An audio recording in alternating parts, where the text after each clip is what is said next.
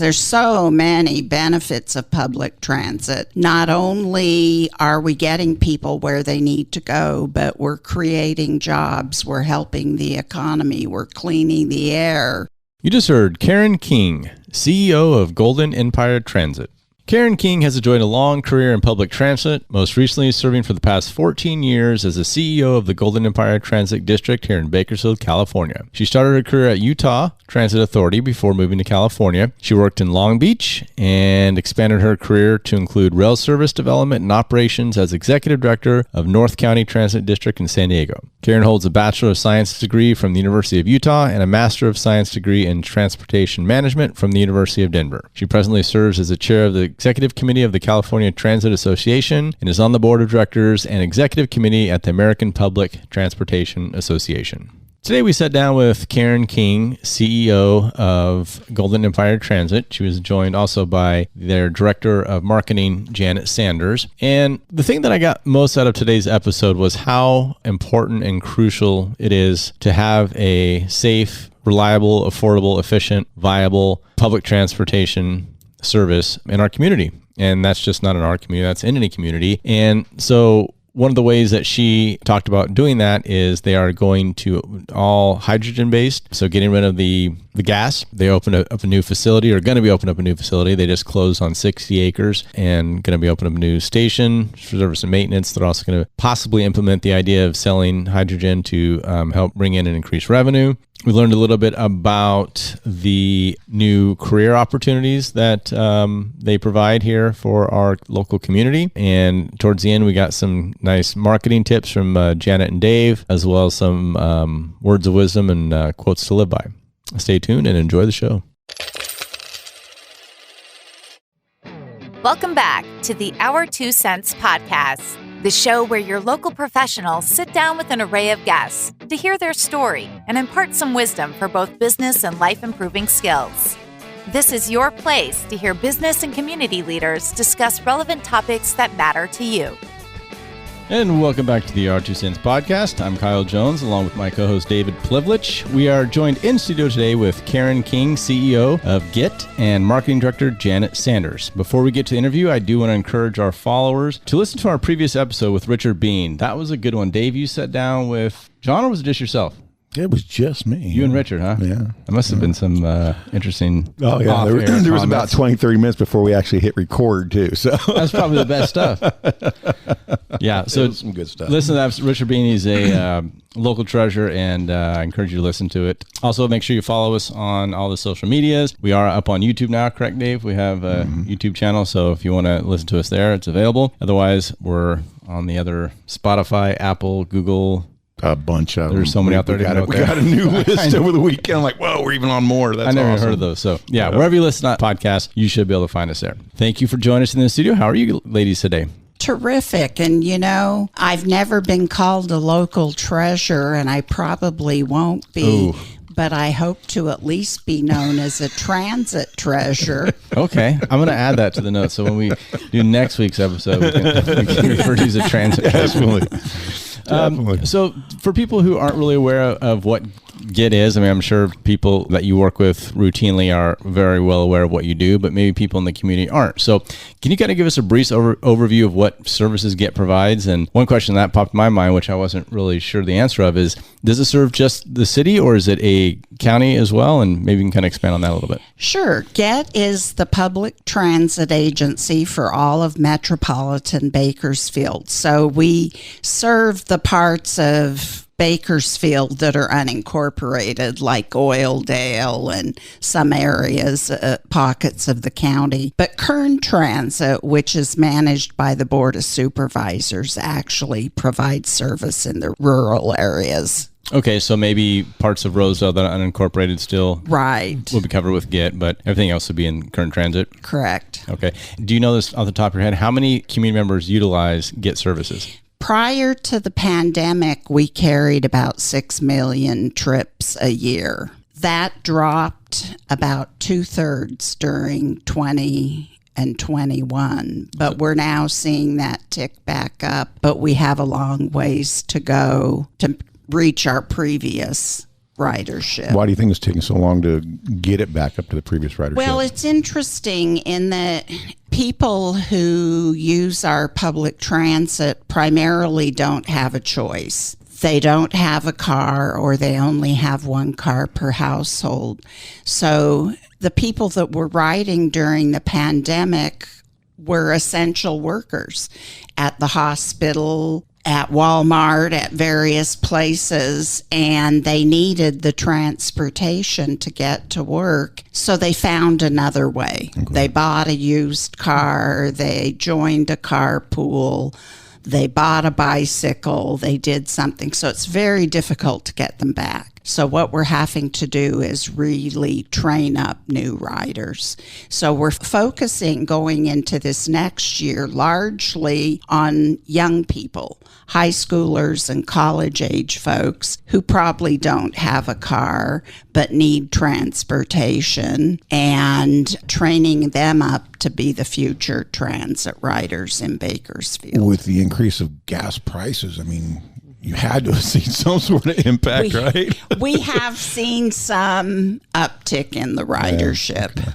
And I think that's a good market to focus attention on, because I don't know what it is. We're all old enough here where when we were 16, 15 in that age group, we were doing whatever we can to get our license the first day we turned 16. We got our permit as quickly as we could. We were, begging our parents to take us out in the driveway or the fields over in Cal State to practice driving and stuff. But this younger generation, they're not in any hurry. I don't get it. My niece is one of them. She's she's 17 and really had no interest. And I know a lot of other, friends her age aren't really driving yet. And I don't know if you noticed that or have seen that, but. No, most definitely we've seen that. And one of our goals is to be able to provide them with a quality of service, of public transit service that will keep them using public transit. Because there's so many benefits of public transit. Not only are we getting people where they need to go, but we're creating jobs, we're helping the economy, we're cleaning the air, we're helping people actually be healthier because they have to walk 2 blocks to the bus stop. Yeah.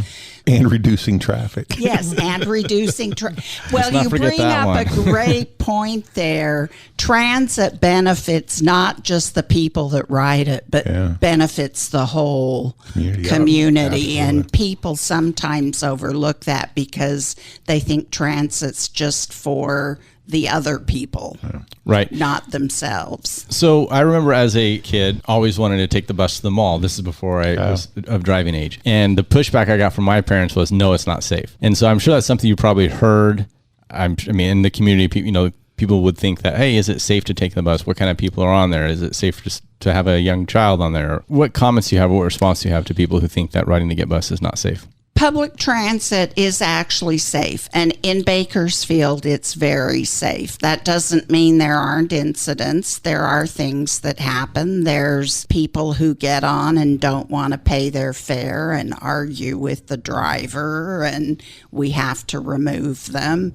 Those kinds of incidents, but overall, it's very safe. People of all walks of life ride the bus.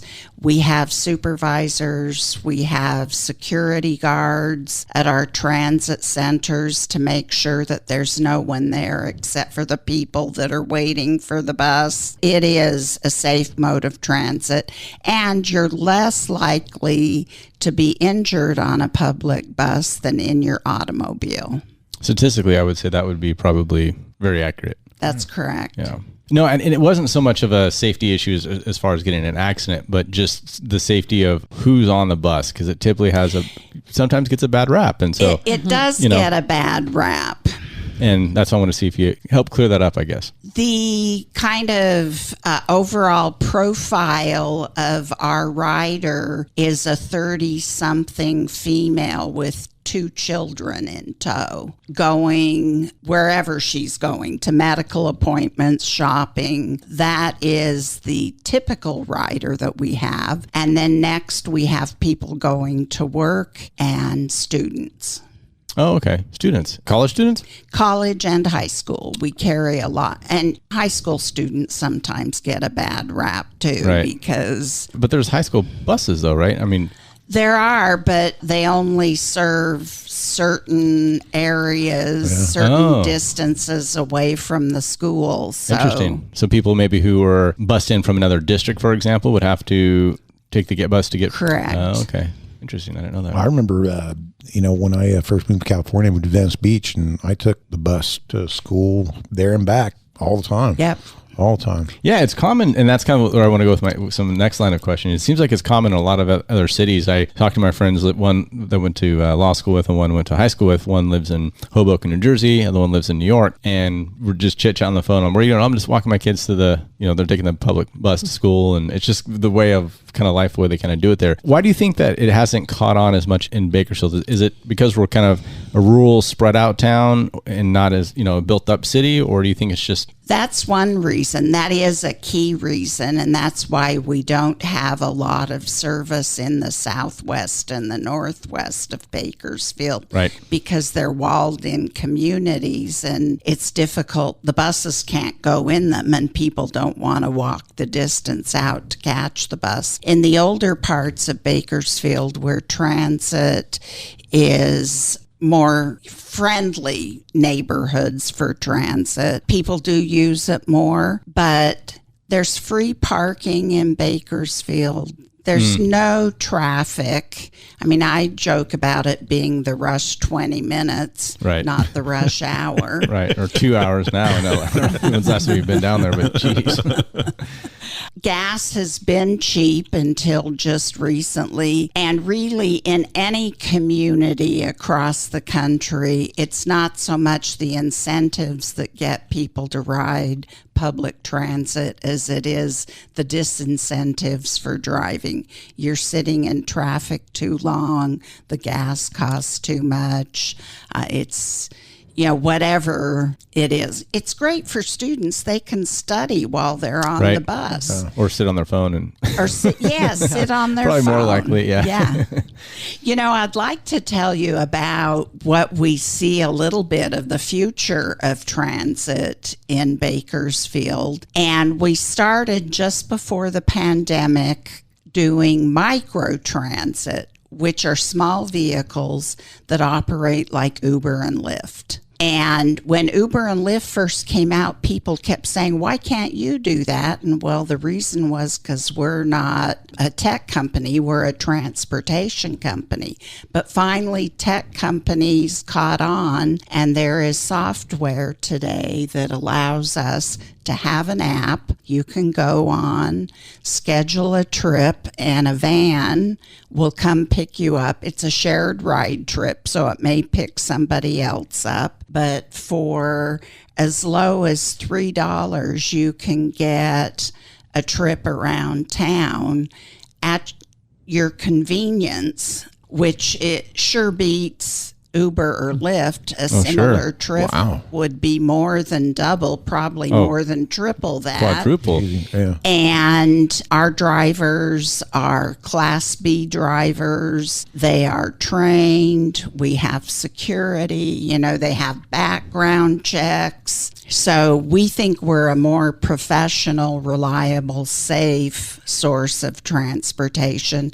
And that has really caught on. It's the one mode of our service that did not decline during the pandemic, and we've been expanding it. We started with a small demonstration in Southwest Bakersfield. It's now downtown and part of the east side, and July 1st we're expanding it to Oildale and west of Oildale in the 08 zip code area. Okay. Any plans to extend to the 1-2 or? We plan eventually to expand it to all of Bakersfield.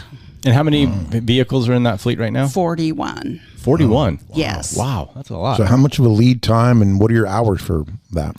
Right now, we're only operating 7 to 7 on that because we're short bus drivers. Just like everybody else in the world, we can't find enough employees. Yeah. We would be running it late into the evening if we could find more drivers. So if you know anyone who likes driving, have them apply. What's it pay?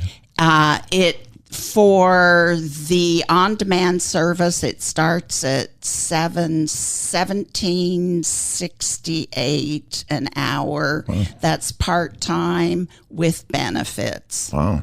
Or you can hire on at a slightly higher rate and be full-time with benefits. Wow. So a lot of these Uber drivers out there, right? This may sound a little bit more appealing to them. That's who we're trying to attract to the job. Yeah. And because a lot of them do that as like a part-time, kind of like a side hustle. Yeah, they do. But I was but with benefits, talking to one of my Uber drivers. I luckily got the same guy like twice, and so built up a rapport with each other. I got my my updated insurance information, and I took the time to read the small print, which a lot of people don't.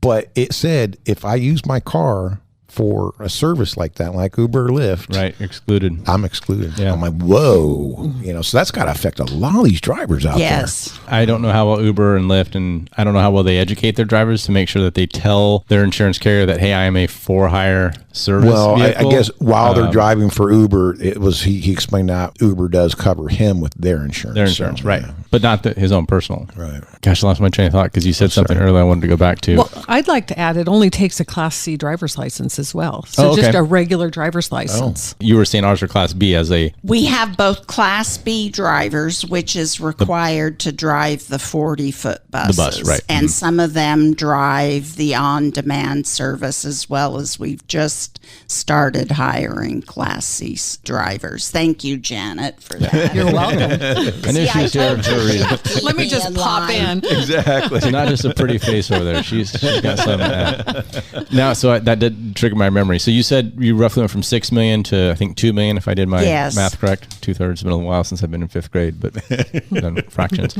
But during that time, you still had to operate the same amount of fleet vehicles, employees.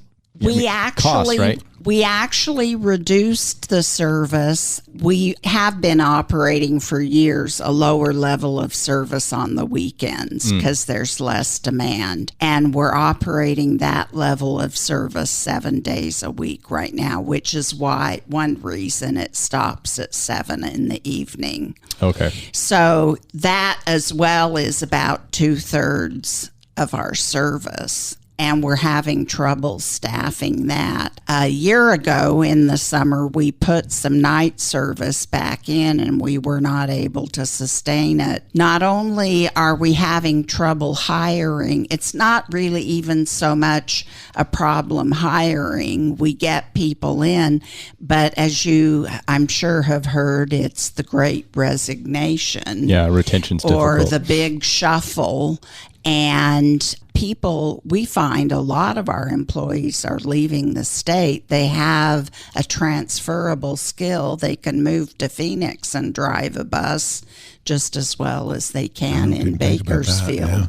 So it's been really tough. We hire people, but we've had a much higher turnover as well during the pandemic. Well, aside from drivers, how about, let's say, mechanical work? Is that done in-house or do you contract that out? We do it all in-house. And I'm glad you brought that up because that triggered a thought. Another exciting thing we're doing is going all zero emission buses. Oh. And this last year we acquired 5 hydrogen fuel cell buses. Oh. We're getting 5 more this summer, and we're building a hydrogen fueling station.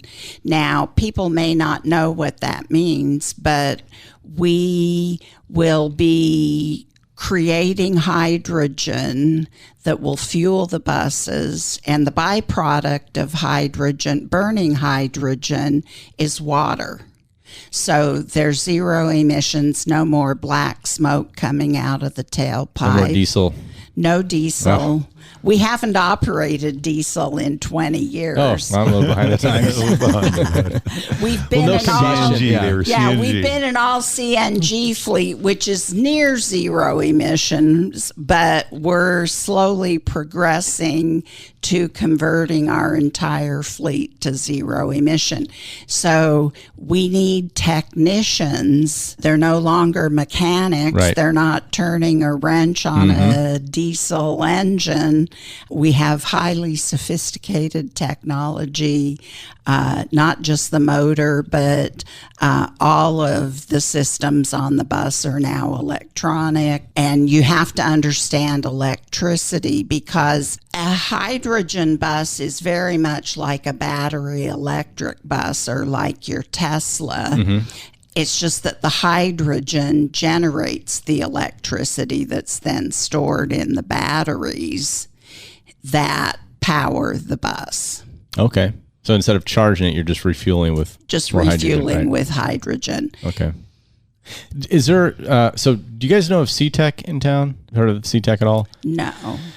They do we had Brian Miller on probably 4 or 5, 6 months ago now. I have to go back and check the episode list. But anyway, they do a lot of stuff with vocational work for high school students. So mechanical work, electrical work, plumbing, audio, and they're even starting a podcast. They got a culinary place out there. So I'm wondering if that would be a good collaboration to see what they're doing out there with respect to your technology needs, and maybe having a pathway for some high school kids to find work. That would be fabulous. We do work with the ROC Center. It's similar with Bakersfield College. They're developing programs to have those kinds of technicians. But, young people today just don't even consider those kinds of careers. They watch television and movies and all want to be doctors or lawyers or coders or, game developers or something. Or social media influencers. Right. Yeah, exactly. They just don't think about those careers. So that's the job of teachers and people in the community to kind of put that out in front of them as an option, right? I think we're seeing a big change in that. And it used to be that it was after high school, you go to college and really no questions asked. But that's kind of changing. I mean, the cost of higher education now is through the roof. And so a lot of people are saying, you know what, do I really want to come out with $250,000 in debt settled to me without really knowing what I want to do in my life? And so a lot of people are doing vocational school, for example, or learning other traits. So I think it's a good time to... Well, I don't know if you know who Mike Rowe is, and if you follow him, he was the guy that had the television show called Dirty Jobs. Yeah. Oh, yeah. He has a mission to get young people into blue-collar jobs. Yeah. And, plumbers make fabulous money, and we're always going to need plumbers. Mm-hmm. And so he is very active in trying to get young people into those skilled trade positions. And he has a podcast, and he's hysterical. So if you ever want a good laugh, tune in. And he tells a good story too. Yeah, so check out Mike Rowe. That's that's important for us as a society. I mean, if we don't have skilled labor, then what do you, you better get on YouTube and learn how to do it yourself, because, like you said, plumber, electrician, mechanics to a certain extent, even painters, carpentry work, cabinetry work, all these specialty trades that kind of used to be a dime a dozen aren't really like that anymore. And it's hard to find quality people to do that. And if you do find someone, they're so busy because no one else is doing it, and they've got plenty of work to last them for, rest of the year. I know. I've been trying to get some of that work done on my home, and it's hard to find. It's difficult, people to do it. Yeah, the materials are up. The cost of materials up, cost of labor's up. So we're in an interesting time, to say the least. And so I see you're not immune to it either, from the rising fuel costs to the employee cost to the labor shortage. We do an internal question and answer session with myself and the employees, and I was just going over some of the questions that they're asking recently, and one of them was, with the price of gasoline, have you thought about giving us a bonus to buy fuel? And I thought, well, I'm glad they're thinking creatively, not just give me more money, but that brings up the topic that we're finishing off our fiscal year here this week, and we're 95% over budget on fuel. Wow. 95%. Wow. And so while I'd love to be able to fill every employee's gas tank once a week, we're having a hard time filling the tanks of our buses. Right. Oh, yeah. More of a reason why you're moving to zero emission buses? I mean, I'm assuming is that... Actually, the energy for zero emission buses is more costly than fossil fuels. Unfortunately. To be honest, the main reason we're moving to zero emission vehicles is it's a state mandate. California is the first state to have mandated the use of zero emission buses, and we must convert our entire fleet by 2040. And so I assume the state then is going to help offset those costs, right? No, it's another one of those unfunded mandates. Oh. It's like, here, do this, figure out how to pay for it. Yeah, you figure it out. I love those government mandates. Oh, yeah. It's just like, hey, you should do this, but we're not going to help you. Don't worry about how to do it. Just do it.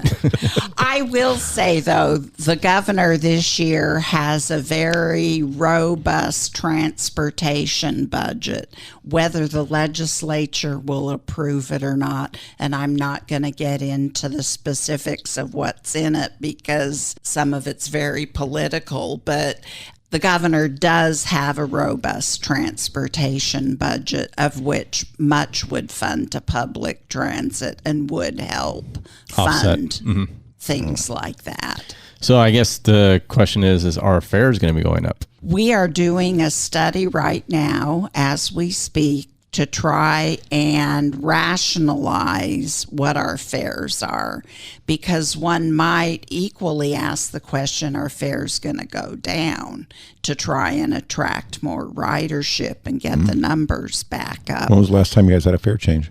3 years ago. Oh. And really the critical piece to that is we do not have a local sales tax that supports public transit in Kern County. Most counties in the state do, and they use that local tax for a lot of things, but in part to subsidize fares so they can keep their fares low. We charge $1.65 a ride on the big bus. And there's a lot of communities that are $1 or less still for their bus rides. And of course, that's what our riders would like to see. But there's a state requirement that 20% of our revenue must come through the fare box. So you can't lower it if you wanted to. There's a cutoff one at some point, yeah. We would like to provide more and better quality service than we do, but we have to control our costs because we can only charge so much at the fare box and meet that 20% fare box recovery ratio.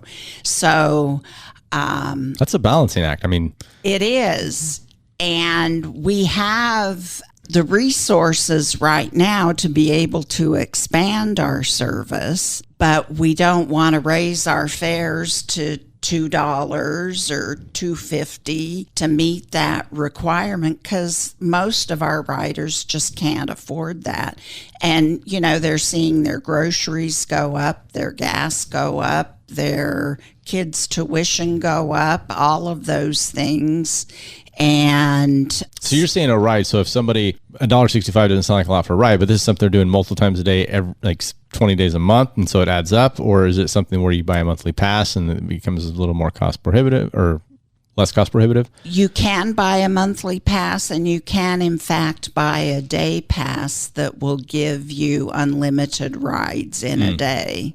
So, I mean, I guess with planning, you could be cost efficient if you say, like, today's day I'm going to go do, X, Y, and Z, whatever it is, buy the day pass, and then it would be less cost prohibitive than kind of doing it on a once-a-day deal. Yeah, and we're looking at new technology for collecting fares that would allow us to do what's called fare capping, where you could say your monthly cap is $40, and you ride and pay your $1.65 until you reach that $40, and then after that all your rides are free for the rest of the month. Oh, wow.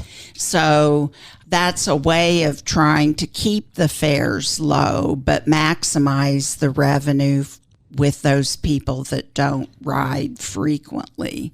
That would help people who are trying to budget as well. I mean, I don't know how people budget these days anymore. It seems like everyone's used to credit cards and living past their means. But for someone who does want to budget, that would be very helpful. Well, you'd be surprised how many people still pay the $1.65 per ride and use pennies to do it because they're scraping together the $1.65 for their trip. And are you doing credit cards? Do you take credit cards? We do not take credit cards, and that would come with new technology that we're pursuing, credit and debit cards.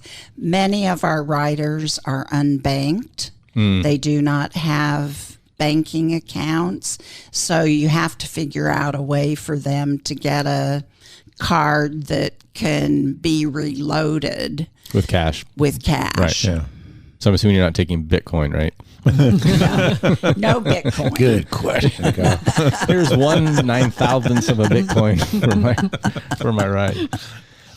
So we talked about the hydrogen fuel cell buses. Anything else on your, as a CEO, on your plate or your agenda the next 5 or 10 years, kind of your strategic planning for the future? We just recently closed on 60 acres of property out off of East Bell Terrace in Mount Vernon to build a new facility, operations and maintenance facility. There's 2 reasons for that. The foremost one is the location that we're at right now off of F Street in the 204 is designated to be the Bakersfield high-speed rail station. Yeah, right. And so we're is that still coming? That supposedly is still coming. Okay. They're working on an appraisal of our property right now.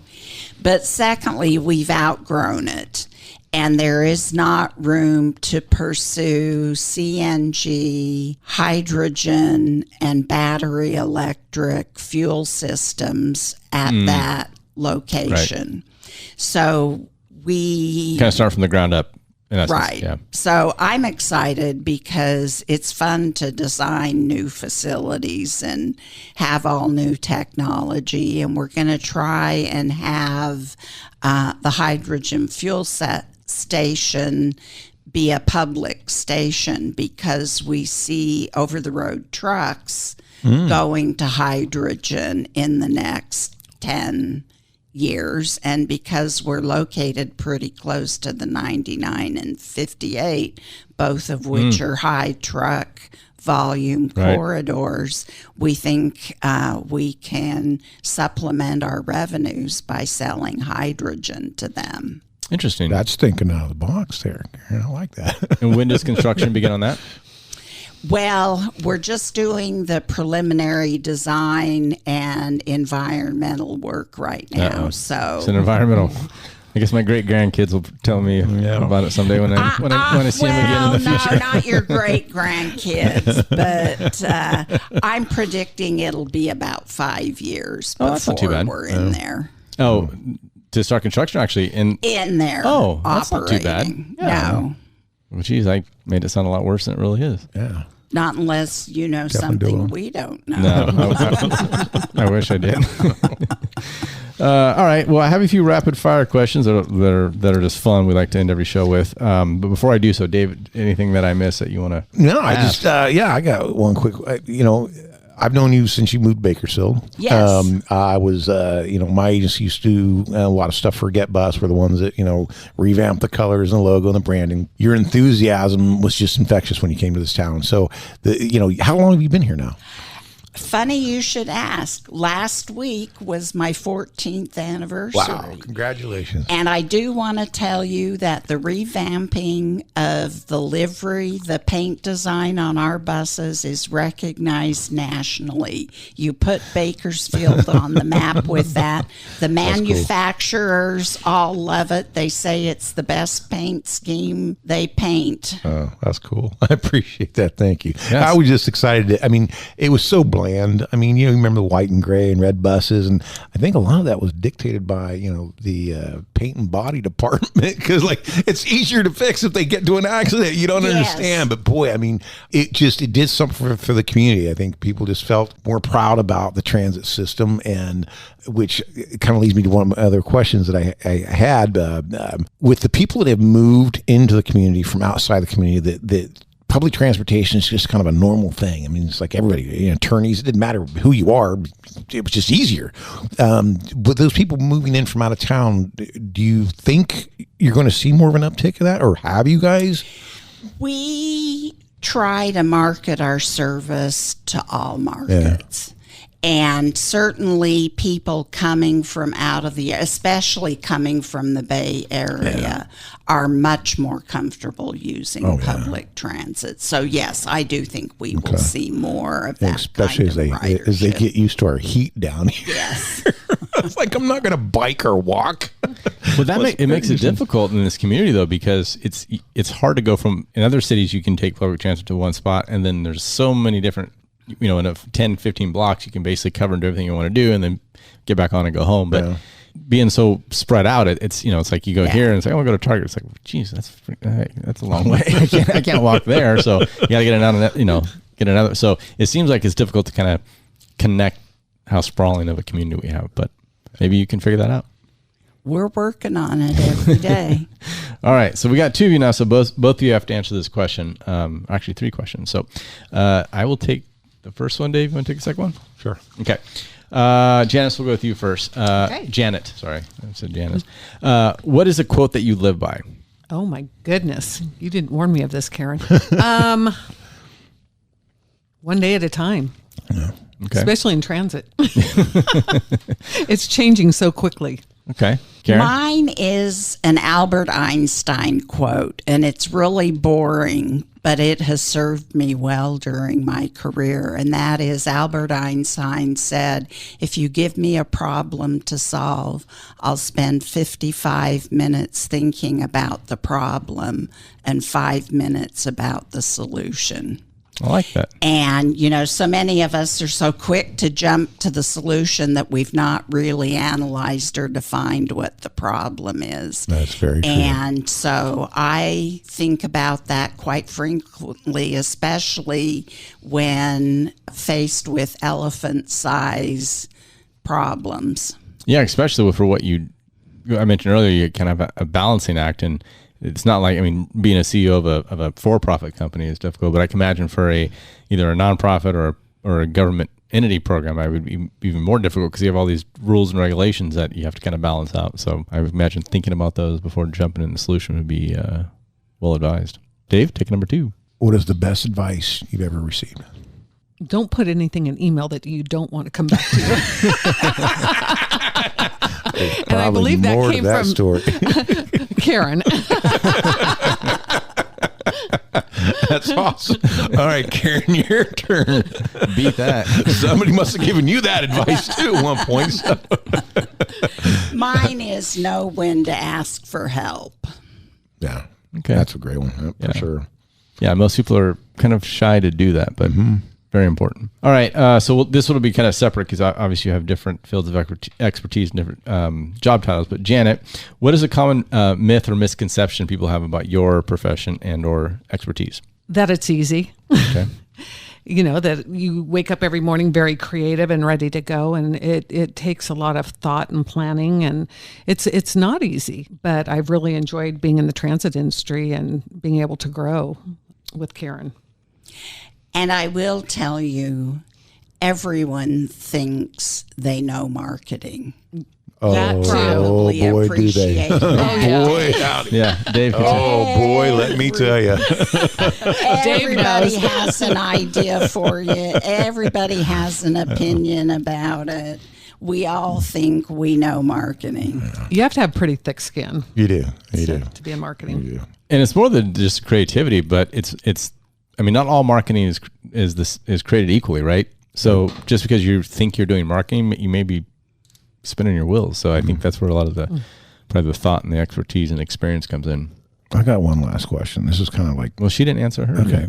I'm sorry. Yeah, go ahead. Oh, I sort of answered mine earlier, and that is that everybody thinks public transit is for somebody else. Oh, okay. Yeah.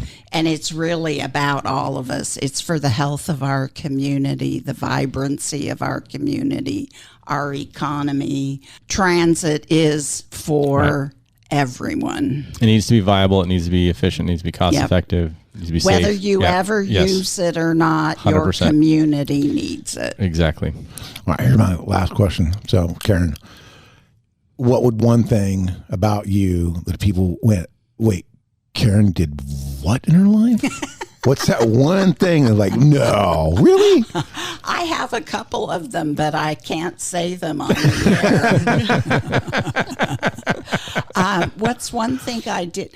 Well, most people in Bakersfield don't know that I actually at one time was a professional ballerina. There you go. There you go. Yeah. That's awesome. And it was great. I did it until I was in my early 30s. And then, that's kind of like sports figures. You're getting old and out of your prime. And I grew up and got a real job. You're no longer a ballerina. No longer a ballerina.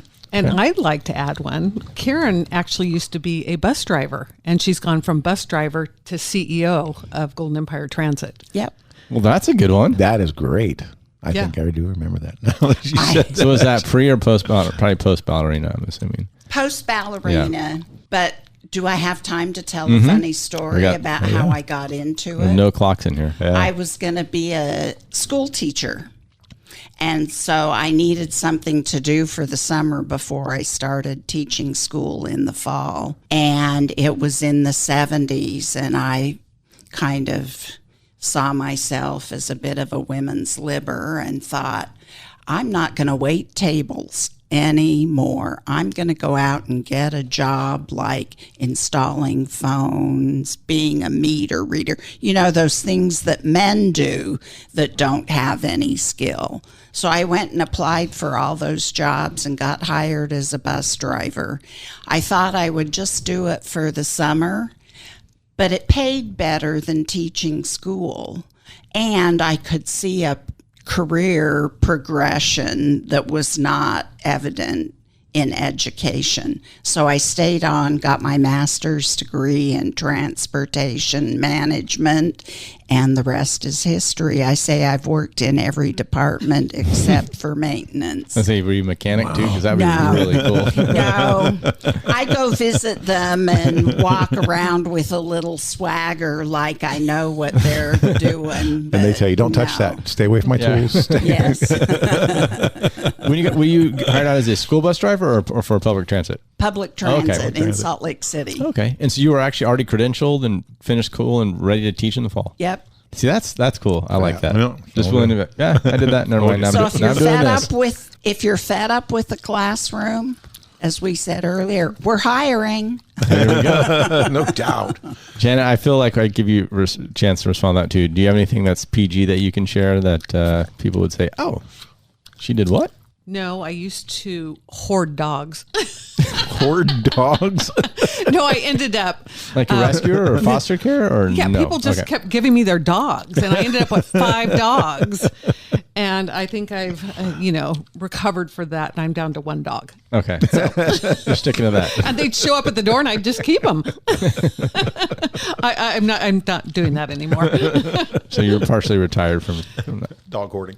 Well, Herb Benham recently sent me he's my next door neighbor. He sent me a text. Hey, I know you're a dog lover. Do you want another dog? And I'm like, I know I've recovered because I said I didn't respond to him. I got to call my sponsor. Yeah. Hold on. Seriously. That's where you say, new phone. Who is this? No more dogs.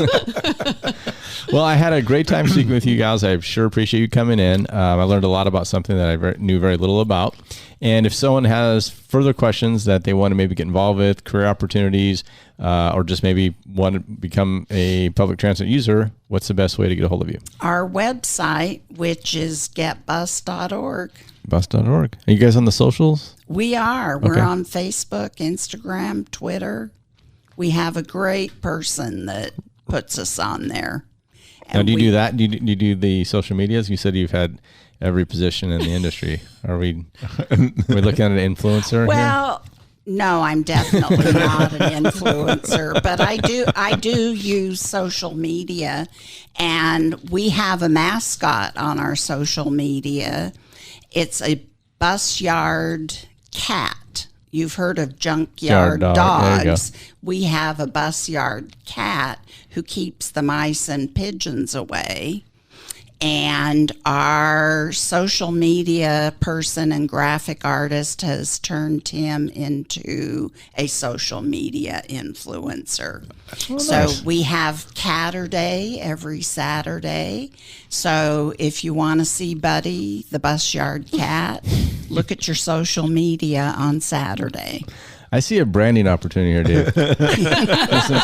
some T-shirts. They got it. Or some Yeah, you mugs. need the T-shirts. I'll order them from me. All right, thanks again, guys. That's Had a good awesome. time. Thank you. Thanks for coming. This show has been brought to you by the Law Office of Kyle Jones, Troy Burton with the Lynn Company, CPA John Duffield, Scott Hansen Real Estate Lender, broker and investor, and Dave Plivlich, President and CEO of the Marcom Group and MarcomBranding.com. You've been listening to the Our 2 Cents podcast. Check out the show notes for links and more information about the show. Also visit our website at our2centspodcast.com or catch us on Instagram at Our 2 Cents Podcasts. If you've enjoyed this podcast, please subscribe and share with others.